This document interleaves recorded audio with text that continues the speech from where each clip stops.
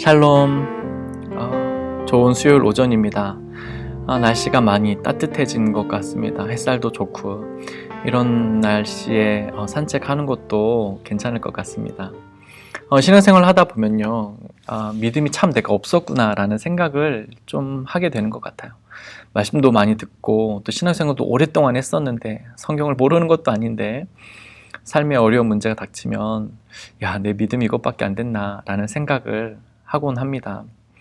오늘 본문 말씀에 보니까요, 그 믿음이 없다라고 생각했었는데 예수님 우리에게 너의 믿음이 없어 라고 말씀하시지 않고 내 믿음이 어디 있냐 라고 말씀하시는 것을 보게 됩니다.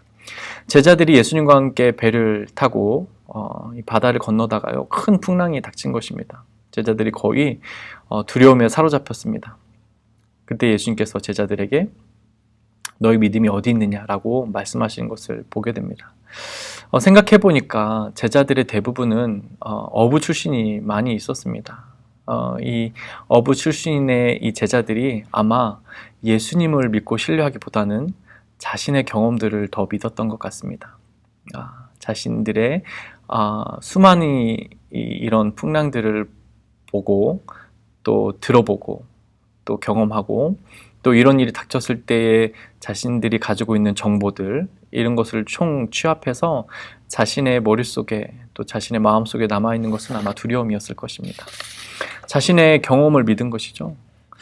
또 많은 사람들의 정보들을 또 이들은 믿었을 것입니다. 예수님은 이런 제자들에게 지적하십니다.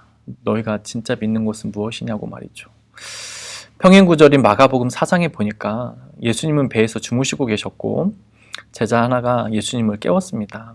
왜 우리가 죽게 된 것을 돌보지 않습니까? 라고 예수님 앞에 원망 섞인 말을 하는 것을 보게 되죠.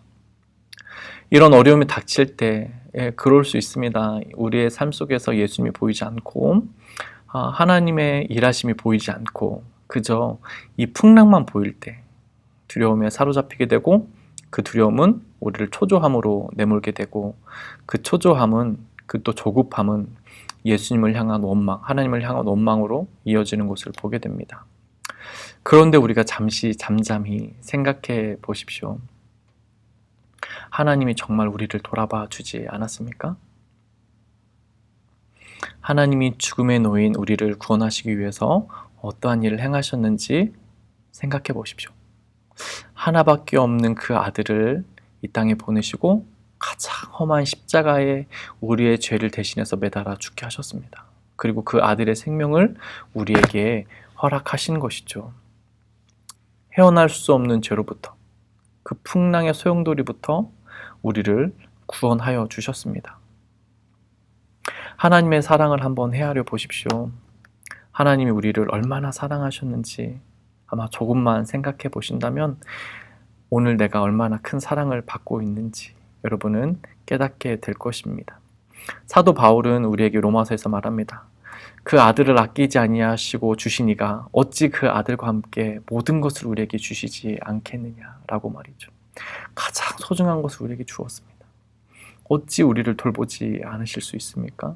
어찌 우리를 돌아보지 않을 수 있습니까? 가장 소중한 걸 우리에게 주시니까 어찌 그 아들과 함께 다른 무엇이 아깝다고 주시지 않겠습니까? 여러분, 우리 삶이 때때로 어려운 풍랑의 시간을 가기도 합니다. 안개 낀 막막한 앞이 보이지 않는 이런 두려움에 사로잡히기도 합니다. 그때 여러분은 무엇을 믿고 있습니까? 우리와 함께 하시는 그 예수님을 온전히 바라보고 그분 안에서 잠잠히 그분이 주신 사랑을 헤아려 볼 때 우리는 그 풍랑 안에서도 평강을 누릴 수 있습니다. 그 안개 안에서도, 그 두려움 속에서도 우리는 하나님의 은혜를 누리고 그분의 인도하심을 따라갈 수 있습니다. 그 은혜와 축복이 오늘 수요일 이 시간에도 온 성도들에게 함께 누려지기를 축복합니다. 혼자서만 세상을 사는 듯이 주가 멀어 보이기만 할 때 우리는 바라보아야 하네. 우리에게 오셨던 그 주님을